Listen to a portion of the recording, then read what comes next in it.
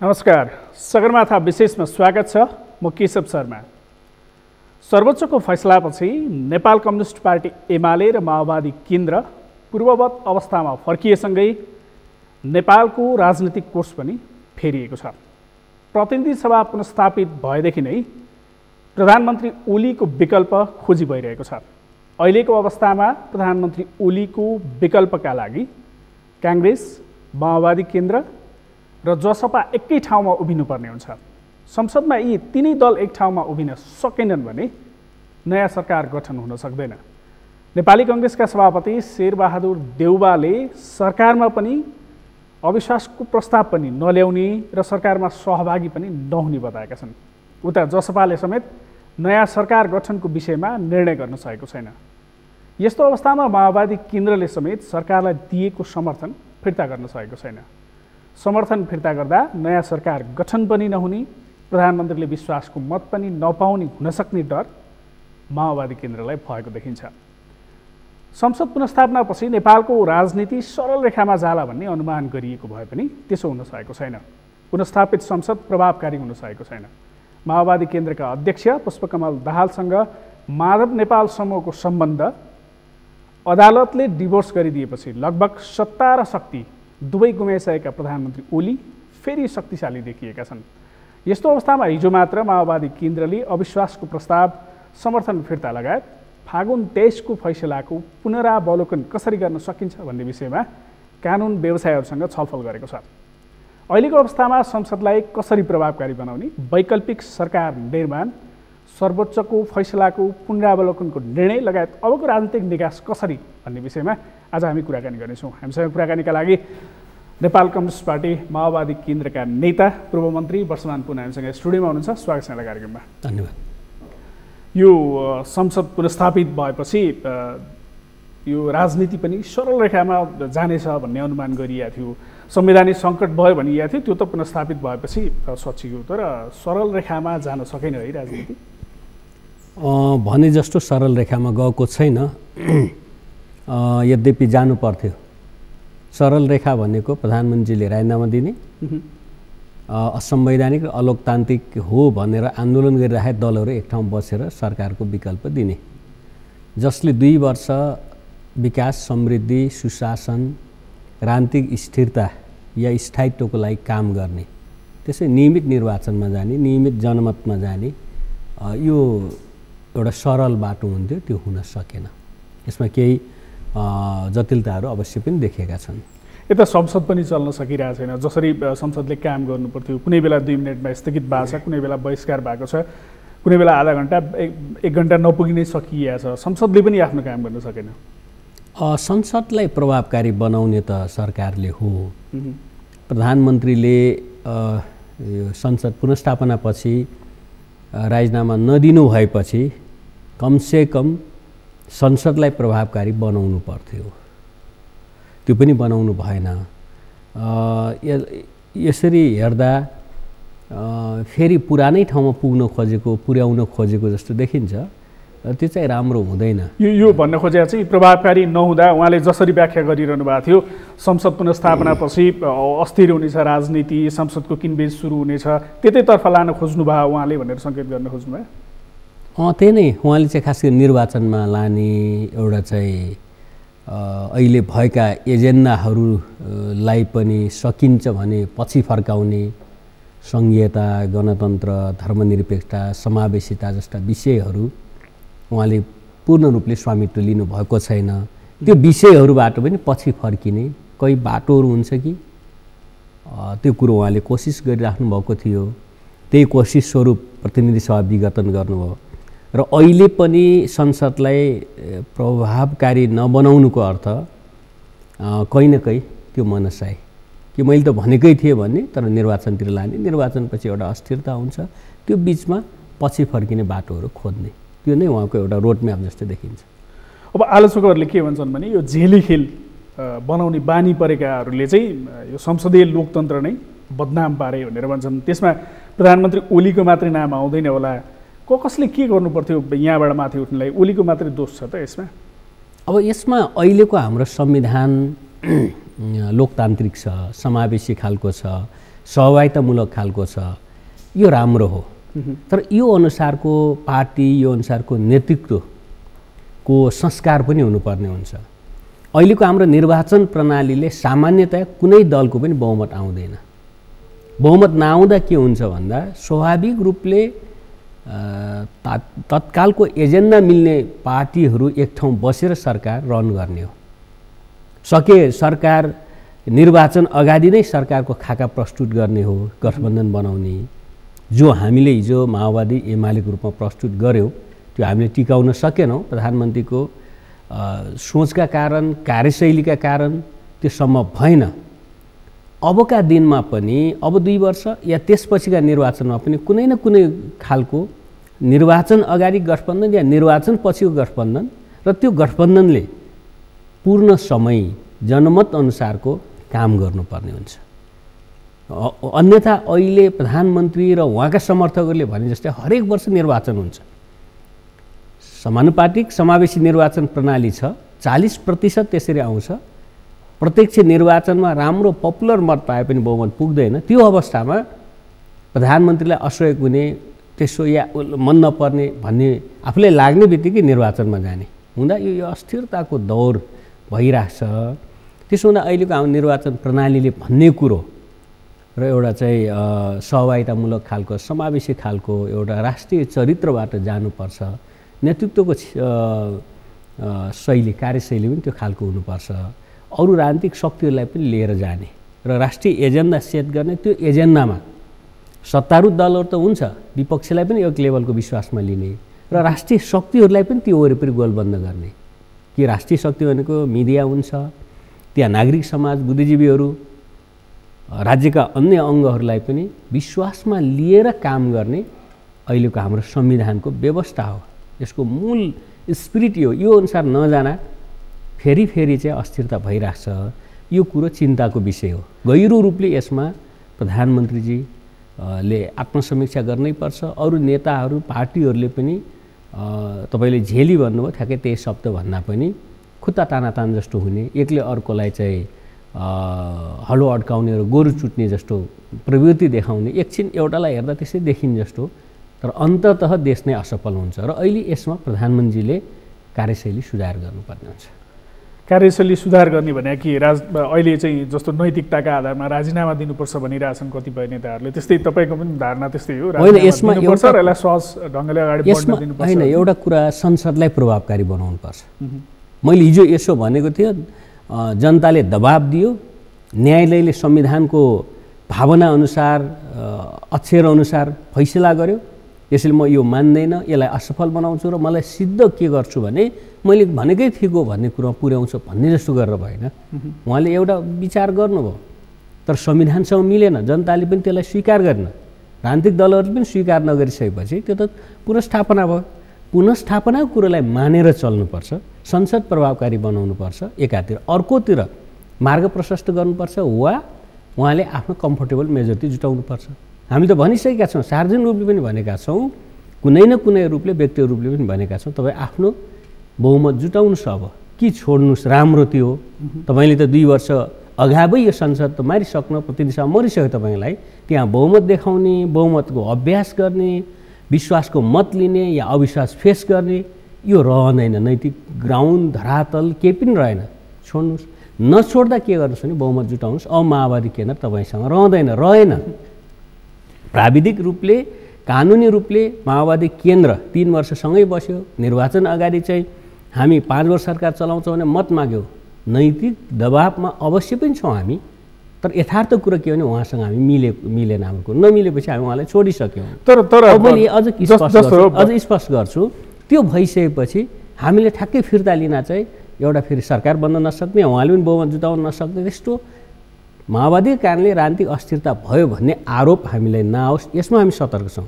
वैकल्पिक गठबन्धन बन्यो हामी छोडिदिन्छौँ, या उहाँले मैले स्पष्ट बहुमत पाउने भयो भनेर देखाउनु भयो हामी छोडिदिन्छौँ। हामी अहिले सरकारमा रहनुपर्छ, सरकारको लागि छौँ भन्नेमा छैनौँ। तर जुन बेलामा संसद विघटन भयो, तपाईँहरू आन्दोलनमा हुनुहुन्थ्यो, त्यति बेला संसद पुनर्स्थापना त होस् हामी 1 मिनेट पनि केपी ओलीलाई प्रधानमन्त्रीका रूपमा राख्दैनौँ, हामी त्यसको विस्थापन गर्छौँ अथवा चाहिँ वैकल्पिक सरकार गठन गर्छौँ भनेर तपाईँहरू लगायतले भन्ने गर्नुभएको थियो। गाह्रो रहेछ नि है वैकल्पिक सरकार? होइन, वैकल्पिक सरकारको लागि सजिलो थियो। संसद पुनर्स्थापना भयो, प्रतिनिधि सभा पुनर्स्थापना भयो, राम्रो पनि भयो, जनमतको सम्मान भयो, संविधान बच्यो, सिस्टम बच्यो।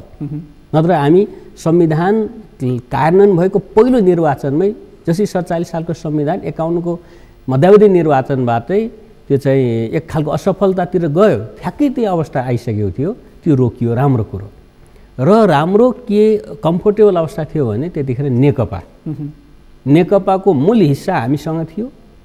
उहाँ त्यसबाट सानो धार लिएर जानुभएको थियो। पुनर्स्थापना लगत्तै निर्वाचन आयोगले एउटा राजनीतिक खेल नखेलेको भए, कानुनभन्दा बाहिर गएर चाहिँ काम नगरेको भए के हुन्थ्यो भने बहुमत सदस्य प्रचण्ड माधव समूहसँग थियो स्पष्ट। त्यसको आधारमा चाहिँ निर्वाचन आयोगले राजनीतिक खेल खेल्यो भन्ने लाग्छ। निश्चय पनि त्यो त। अनि त्यो अर्को सरकार दिन्थ्यो, अर्को सरकार दिने अवस्था भएन। अनि पछि आएर सर्वोच्च अदालतले झन् अर्को फैसला गरेपछि एउटा नयाँ राजनीतिक परिस्थिति बन्यो।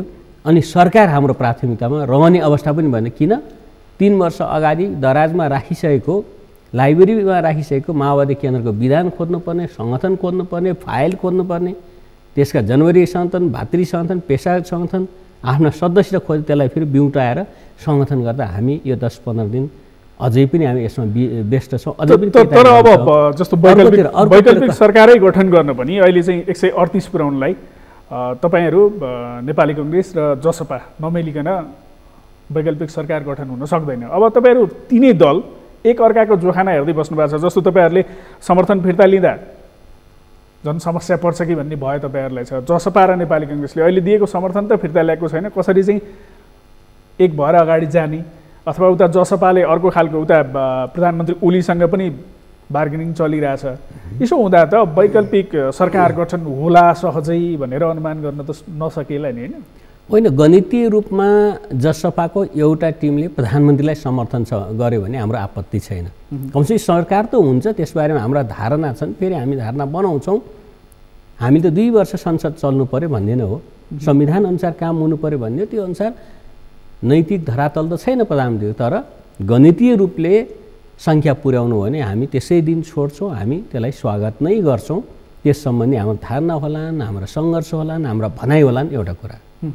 अर्कोतिर जसपाले कङ्ग्रेससँगको गठबन्धन या माओवादीसँग गठबन्धनमा म तयार छु भन्यो भने हामी त्यसको लागि तयारै छौँ। किन भन्दा हिजो प्रधानमन्त्रीको कदम बेठिक भयो, अलोकतान्त्रिक भयो र त्यसको लागि सङ्घर्ष गर्नेहरू एक ठाउँ बस्दा यो चाहिँ आजको लागि नैतिक ग्राउन्ड हुन्छ, जायज ग्राउन्ड हुन्छ र हामी निर्वाचनपछि आफ्नो बाटो लागौँला। किन हामी फरक फरक पार्टी हौ, हामी यो भनेका छौँ।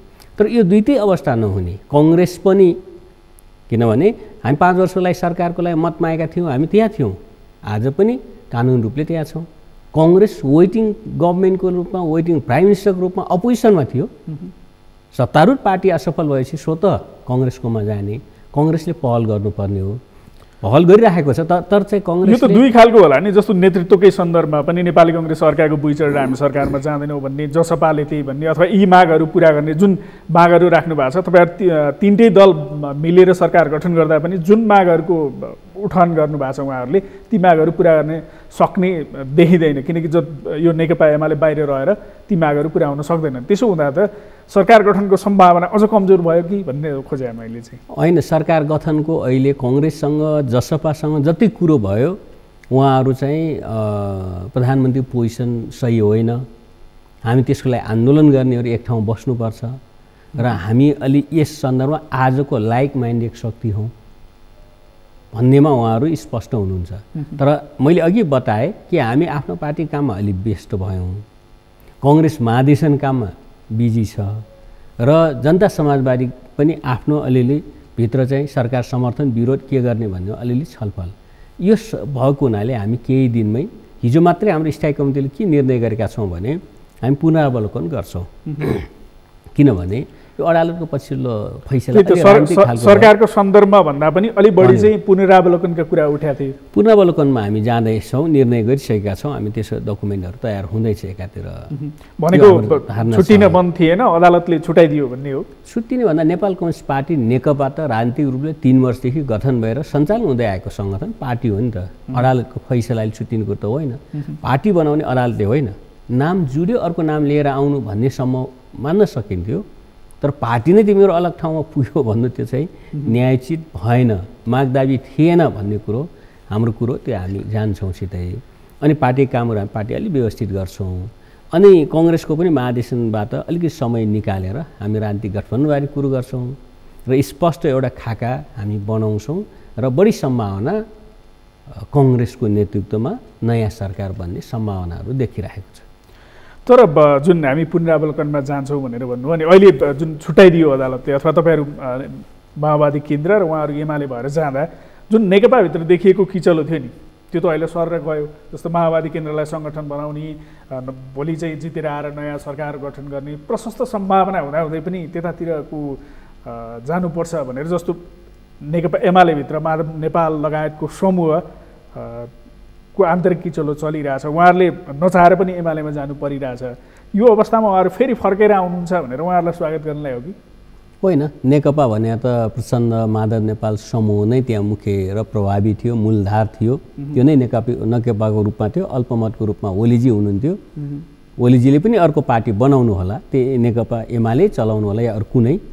तर चाहिँ कानुनी रूपले राजनीतिक दल त दलहरूले बसेर बनाउने होला नि त, एकता पनि गर्न नपाउने। नाम जुड्यो, जुट्दा चाहिँ अर्को पार्टीलाई मर्का नपरोस् त्यतिसम्म हेर्नुहोस्, अदालतको ठिकै छ, जायजै छ। त्योभन्दा अगाडिबाट जे फैसला हो त्यसमा पुनरावलोकन गर्न खोजेको अवश्य पनि हो। त्यसो गर्दा त्योभित्र ओलीजी पर्नुहुन्छ हुन्न भन्दा अहिलेको सन्दर्भमा उहाँ अलग भएर हिँडेको सन्दर्भमा त्योभित्र पर्नुहुन्न। कतिपयले यो कुराले चाहिँ अलि सहज बनाइदिएको छ भन्ने पनि विश्लेषण गर्छन् क्या। जस्तो नेकपा जुन दल थियो नमिल्न सक्ने, नसँगै बस्न सक्ने भएको बेलामा यो फैसलाले अलि सहज चाहिँ बनाइदियो भन्नेहरू पनि छन् केही। होइन, नकारात्मक भित्रको सकारात्मक भनेको कमसेकम दुईवटा पार्टी त भयो। निर्वाचन आयोगको चाहिँ अविवेकी खालको कानुनभन्दा बाहिरको निर्णयले के गरिदियो भन्दा 64% होल्ड गरेको पार्टीलाई पार्टीविहीन बनायो। 3 महिना बिना पार्टी। हामीसँग पनि पार्टी छैन, ओलीजीसँग पार्टी छैन। के भनिदियो? प्रचण्ड र केपी ओलीलाई पार्टी मान्छौँ।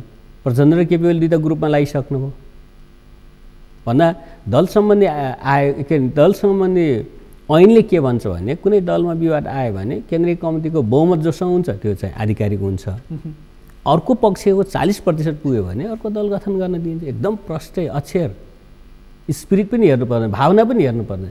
त्यति प्रष्ट कुरोमा निर्वाचन आयोगले अन्यथै फैसला, अन्यथै प्रशासनिक निर्णय गरेको हुनाले दलविहीन 3 महिना हामी बिना दल भयौँ। सर्वोच्च अदालतले बस्ने ठाउँ होइन बेठिक ठाउँमा गयो। नकारात्मक रूपले सकारात्मक धेरै साथीभाइले पनि भन्नुहुन्छ कमसेकम पार्टी त भयो, 64% बिना दल भएर हिँडेकोमा 2 दल त भयो भन्ने त भनिन्छ। तर यो त फेरि कानुनी रूपले हेर्दा त मिलेन नि त। कतिपयले यसलाई लिएर जस्तो अहिले यो 2 दल छुट्टिसकेपछि पूर्ववत अवस्थामा फर्किसकेपछि नेकपा एमालेका जतिजना हुनुहुन्थ्यो नेकपा एमालेमै फर्कनु भयो। तर माओवादी केन्द्रमा भएकाहरू जो सरकारमा सामेल हुनुहुन्थ्यो केही चाहिँ उतै छुट्नुभयो। यसले चाहिँ भुइँको टिप्न खोज्दा माओवादी केन्द्रले चाहिँ पकेटको पनि गुमायो भन्छन् कतिपयले। यसमा चाहिँ राजनीतिक रूपले हाम्रो के भन्नु छैन, किनभने कुनै पनि बेला रामबहादुर थापा बादलजी 70 सालमा संविधान सभाको विरोध गरेर बम पड्काउँदै हिँड्नु भएको थियो। संविधान बनाउँदा पनि उहाँ हुनुहुन्थेन। संविधान बन्यो, बन्ने क्रममा उहाँ पनि ल राम्रो भयो, म यो चाहिँ मूलधारमा आउँछु भनेको हुनाले पार्टीभित्र लिएर आयो। कमरेड प्रचण्डको एउटा राम्रो विशेषता के हो भने अलि विरोध गर्नेसँग या अलि टाढा जाने मान्छेलाई नजिक ल्याउने उहाँको विशेषता हो। उहाँले त्यत्रो उहाँलाई नै कञ्चनपुरमा उहाँमाथि बम प्रहार भयो बादलजीकै नेतृत्वमा। यति ठुलो कि उहाँ चढेको गाडी सिङ्गै भाँसिने खालको खाल्दो भयो, संयोगले उहाँ बच्नुभयो। तर त्यो गर्ने मान्छेलाई ल्याएर फेरि उहाँ गृहमन्त्री र सरकारको नेतृत्व गर्न पठाउनु भयो। त्यो प्रचण्डको उदारता हो, सदाशयता हो, एउटा स्टेटम्यानसिप हो, राजनेताले गर्ने काम हो। तर बादलजीले रामबहादुरजीले चाहिँ त्यसमा चाहिँ अब विश्वास त्यो अनुसार काम गर्नु। तर राजनीतिमा फेरि हामी के भन्छ भने व्यक्तिहरू गाली गरेर हुँदैन। उहाँ त्यस्तै भयो। हिजो संविधान बनाउने बेला बम पड्काएर हिँड्नुभयो, संविधान बनिसकेपछि फेरि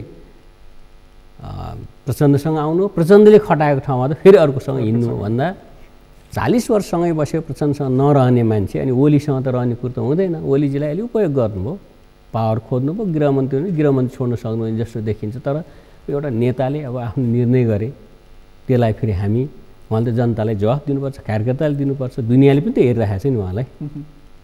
त्यस अर्थमा उहाँहरूले लिएको राजनीतिक निर्णयमा जनताले हेरिरहेको छ, दुनियाँले हेरिरहेको कुरालाई फेरि हामी अब अलिक बाइस भएर के तर्क गर्नुपर्छ जस्तो लाग्दैन। तर उहाँहरूले हिजो हामीसँग पनि नमिलेको, अझ ओलीजीले बोकेको राजनीतिसँग त मिल्दै नमिलेको प्रभु शाहजी जहिले पनि मधेस आन्दोलन कुरो मधेस विरोधी केपी ओली भनेर नारा लाउने, जुलुस लाउने, मधेसमा पस्न पनि नदिने, प्रवेश गर्नु पनि नदिने।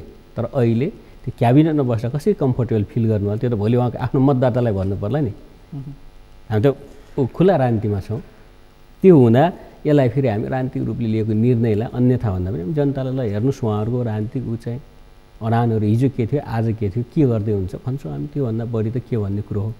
अब जहाँसम्म चाहिँ माधवजीहरूको कुरो हो, उहाँहरूले पनि राजनीतिक निर्णय लिनुभयो, राजनीतिक रूपले पुनरावलोकनमा जाने र कि आफूलाई चाहिँ राजनीतिक रूपले चाहिँ हामी नेकपामै छौँ, नाम हामी अर्को बदलाउँला, किन बहुमत नेकपा हामीसँग छ भनेर गएको भए एउटा परिस्थिति हुन्थ्यो होला सायद। किन नेताहरूले गर्ने निर्णय राजनीतिक नै हो, कानुनी निर्णय होइन। मूल रूपमा राजनीतिक रूपले विचार, राजनीतिक प्रवृत्ति जहाँ मिल्छ त्यही नै हो। एक जब त्यहाँ गइसकेपछि के हुन्थ्यो भने माधव कमरेडहरू जस्ता वरिष्ठ नेता 40 जना प्रतिनिधि सभाका सदस्यहरूले निर्णय गरिसकेपछि ओलीजीले ल स्वागत छ, हिजो जे भयो एमाले पार्टीलाई सुदृढ गरौँ भनेको भए पनि सरकार पनि स्थिर हुन्थ्यो। किन उहाँसँग त्यसमा अलिकति मान्छे थप्दा स्थायित्व हुन्थ्यो, स्थिर हुन्थ्यो। अब ओलीजीका पनि दुःख छन्, उहाँहरूलाई स्वागत गर्न सक्नुहुन्न। उहाँहरू बिना 40 जना सांसद सबलाई कारवाही गरेर उहाँको बहुमत पुग्दैन। जनता समाजवादी सिँगै गएर पनि पुग्दैन नि, त्यो सबैलाई थाहा छ नाङ्गो सत्य। किन उहाँले के गर्न विश्वास मत लिन किन सक्नु भएको छैन, कसैले रोक्दैन नि त। या जनता समाजवादी पनि खुलेर समर्थन गर्न एउटा हिसाबले किन सक्दैन भन्दा ओलीजी आफ्नै भित्रको छैन। माओवादी केन्द्रका 4-6 जना मान्छे त लानु हो, तर आफ्नो सिँगै 40 जना प्रतिनिधि सभा केन्द्रीय कमिटीको बहुमत उहाँसँग छैन। त्यो सबैलाई कारवाही गर्न पनि सक्नु। उहाँले भने जस्तै झन् राजनीति अस्थिरतातर्फ जाला भन्ने जस्तो पनि देखियो। यहीँनिर हो जस्तो एउटा पार्टी जुन तपाईँहरू जति बेला चुनाव लड्नु भएको थियो त्यो बेला हामी पार्टी एउटै बनाउँछौँ, देश समृद्धितर्फ लान्छौँ, आर्थिक उन्नति गर्छौँ भनेर जसरी मत माग्नु भएको थियो, आम मान्छेले पत्याए पनि, मतदान पनि गरे, सरकार पनि बनाउनु भयो, चल्यो पनि केही समय। तर त्यस्तो लगभग झन्डै 2/3 बहुमत थियो। त्यो सरकार त लामो समय टिक्न सकेन, पूर्ण अवधि टिक्न सकेन भने अब जस्तो तपाईँहरू जसपा काङ्ग्रेस मिलेर बन्ने सरकार त्यसरी टिकाउ होला भनेर आम मान्छेले त विश्वास गर्दैनन्। त्यो चाहिँ मान्छेमा फरक पर्छ। हेर्नुहोस् अहिलेको अस्थिरता कारक त ओलीजी हो नि त। 64% होल गर्ने अनि आफ्नो दल पनि मिलाउन सक्ने, देशका एजेन्डाहरू पनि अगाडि बढाउन सक्ने, छिमेकसँग रिलेसन कहिले उत्तर फर्केको छ ढल्केको छ, कहिले दक्षिण धल्केको छ, कहिले पश्चिम धल्केको छ, छिमेकसँगको सम्बन्ध पनि एउटा सन्तुलित गर्न नसक्ने, गर्दा गर्दै विपक्षी दलसँगहरूका प्रतिपक्षी दलहरूसँग सम्बन्ध पनि या राष्ट्रिय शक्तिहरूसँग सम्बन्ध पनि राम्रो बनाउन सक्ने, अन्ततः सबसँग लड्दा लड्दै कहाँ पुग्नु भने यो सबैतिर ढल्किने भने प्रसङ्ग चाहिँ माओवादी केन्द्रका अध्यक्षले जस्तो विदेशीहरूबाट पालित पोषित लामो समयदेखि हुन् भने त्यतै जोड्न खोज्नु भयो यो प्रसङ्गलाई? होइन, त्यसबारे मैले धेरै भन्नु छैन। किन दुनियाँले बुझिरहेको कुरो, दुनियाँले देखिरहेको कुरो 25औं वर्षदेखि उहाँले गुट बनाएर हिँड्नुभएको थियो एमालेभित्र। अहिले माओवादी केन्द्रसँग एकता पछि पनि नेकपा बनिसकेपछि पनि उहाँले आफ्नो गुट कहिले पनि छोड्नु भएन। त्यो अलग कुरो हो, राष्ट्रिय अन्तर्राष्ट्रिय कलेज सहयोग गरेर त्यो उहाँको कुरो हो। तर मैले भन्न खोजेको कुरो के भने उहाँका कारणले प्रतिनिधि सभा पनि अस्थिर हो, उहाँ आफ्नै दल तत्कालीन एमाले पनि अस्थिर हो, आधा आधा जस्तो भएर बसिया छ। त्यसै गरी चाहिँ अरू दलहरू पनि अब जसपालाई पनि एक ढङ्गले अस्थिर बनाउनु भएको छ, यो अवस्था छ। त्यसो हुँदा चाहिँ यो कार्यकारी प्रमुख भन्ने कुरो यस्तो निर्णायक चिज हो जसले संयमतापूर्वक काम गर्यो देश अलि संयम, जसले सौहार्द ढङ्गले सबलाई मिलाएर लग्यो देश मिलेर जान्छ, सबसँग सङ्घर्ष गर्यो सङ्घर्ष प्रतिवाद हुन्छ, प्रतिशोध गर्यो भने अर्कोले पनि प्रतिशोध गर्छ। त्यसो लिडरसिपले के गर्छ भन्ने निर्णय कुरो हुन्छ। हाम्रो लिडरसिप अलि व्यक्तिवादी, अलि अहङ्कारी, अलि स्वेच्छाचारी, अलिकति अरूलाई पेल्ने भइसक्यो। त्यसले सबैले प्रतिवाद गर्दा एक खालको अस्थिरता, एक खालको तरङ्ग, राजनीतिक सामाजिक र जो तरङ्ग छ यसलाई बिस्तारै हामी संविधानको दायरामा, हाम्रो लोकतन्त्रको दायराभित्र ल्याएर यसलाई स्थिर बनाउने जानुपर्छ। जहाँसम्म तपाईँले कसरी स्थिरता दिनुहुन्छ भन्दा त्यो त लिडरसिपको क्वालिटी हो। भारतमा हामी छिमेकमा भनेको जस्तो अहिले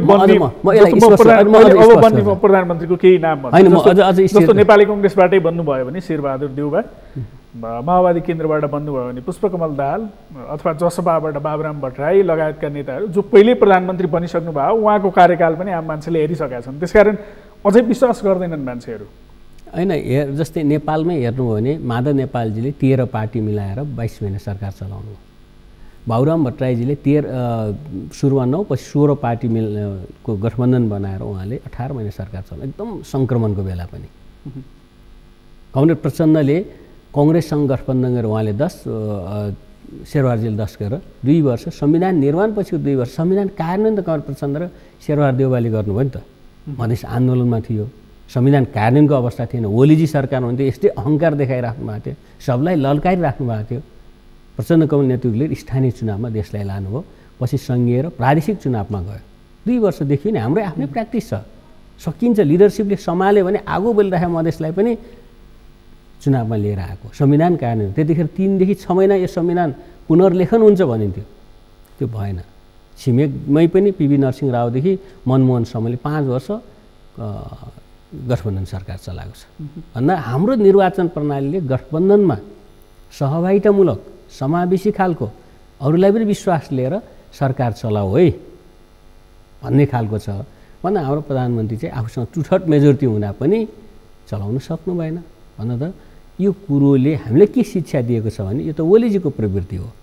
अरू नेताहरूले म एक्लै देश हाँक्छु, जनमत त्यस्तो छैन भन्दा सबैलाई विश्वासमा लिएर विकासमा, समृद्धिमा, सुशासनमा, देशको एउटा चाहिँ स्वाभिमानलाई दरो गर्दै आम जनतालाई त्यो बाटोमा लाने, विश्वासमा लान सक्छु भन्ने एउटा आत्मविश्वास पैदा गर्न सक्नुपर्छ।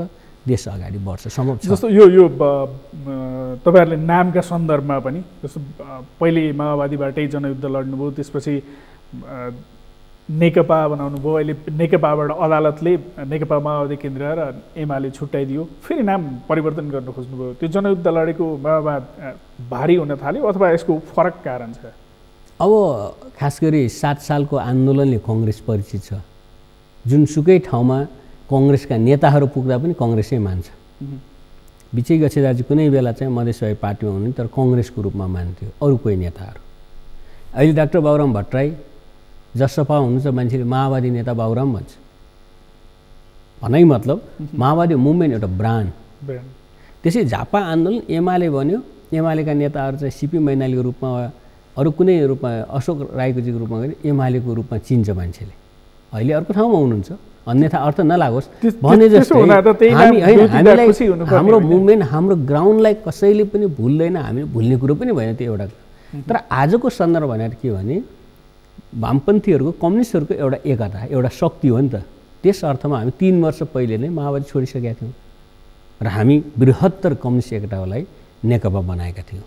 भन्दा हामी माओवादी त हौँ तर एकताबद्ध भएर अरू कम्युनिस्ट शक्तिहरूसँग मिलेर अगाडि बढ्न चाहन्छौँ है। त्यस अर्थमा जो साथीहरू तयार हुनुहुन्छ आउनुहोस्, हामी नयाँ पार्टी बनाएर जाउँ।